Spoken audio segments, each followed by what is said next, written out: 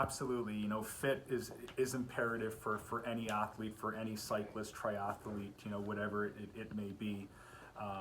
And you know, the interesting thing is that we all have our own collection of asymmetry on the bike, and we all need to be supported differently on a bicycle. And a lot of that's based off of someone's body proportions, but also their range of motion and their natural mechanics as to when they hop on a bike, you know, how do they ride it.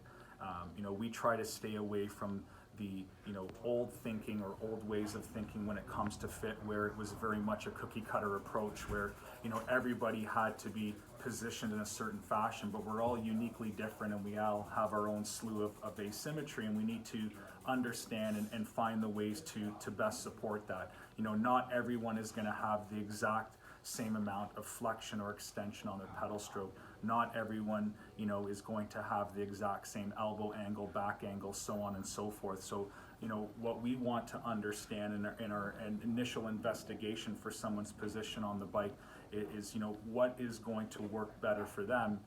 And as we go through that process, we ultimately end up with something that is very specific to how they need to be positioned on the bike. And for triathletes specifically, you know, the way that you're positioned on your bike and the way that you need to propel your bicycle can also affect how you go into the run. Are you going into the run beat up, or are you going in fresh?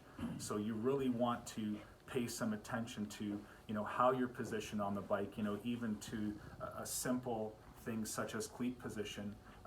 It's not uncommon for us to see someone with a cleat position which is very much front forward, and their cleat is positioned, which is also going to affect the placement of the axle of the pedal, you know, much further forward on their foot, which is less than ideal. You know, we try to strive for something to put the cleat and the axle under the major metatarsals of the foot. That's the most prominent, most stabilized part of the foot, which is going to maximize power transfer, but at the same time it's also going to affect, you know, which muscles in the lower extremity are being encouraged to recruit while pedaling the bicycle. You know, because cycling's non-impact bearing, you can play around with those angles and with that amount of flexion and extension. And if we can discourage someone from firing their calves more than they need to, you can certainly do that on the bike. And you know, where that's going to be of benefit is when you transition into your run, you know, your calves are going to be much more fresh. Because you've been relying upon, you know, larger muscle sets which are better suited for someone who's riding a bike. Now, see, listen to all that, you can hear the knowledge. Now, if they were coming in to get the fit with you, what are they actually getting? Like, can we go through the process of what the retool kind of would look like, and maybe the end result? Yeah, absolutely. You know, depending on the situation, it's very common for people to come with a bike that they already have.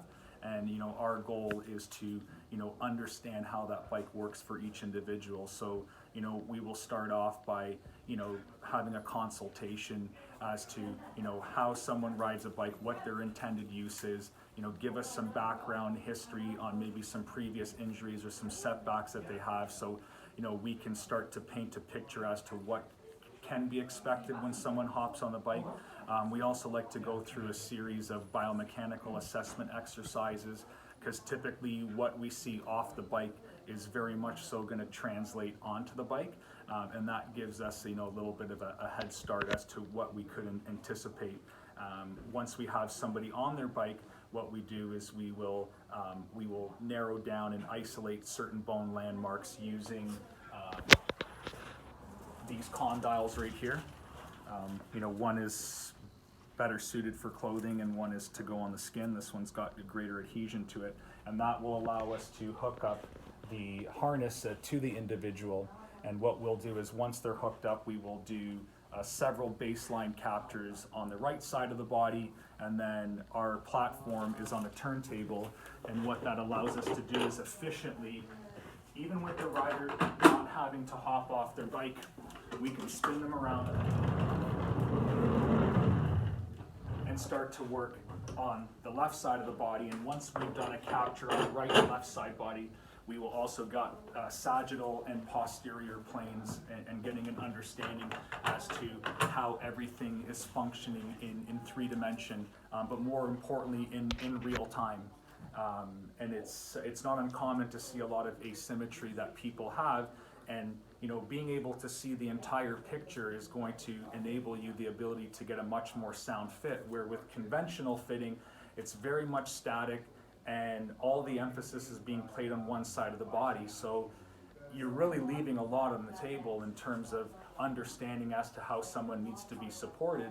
And then once we set our baseline, we'll have an understanding as to where currently things are placed.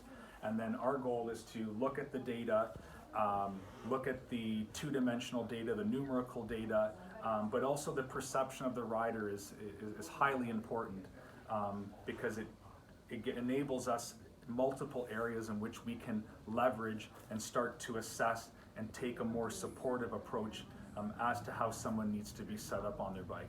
All right, and if someone wants to get the fit, how do they reach you?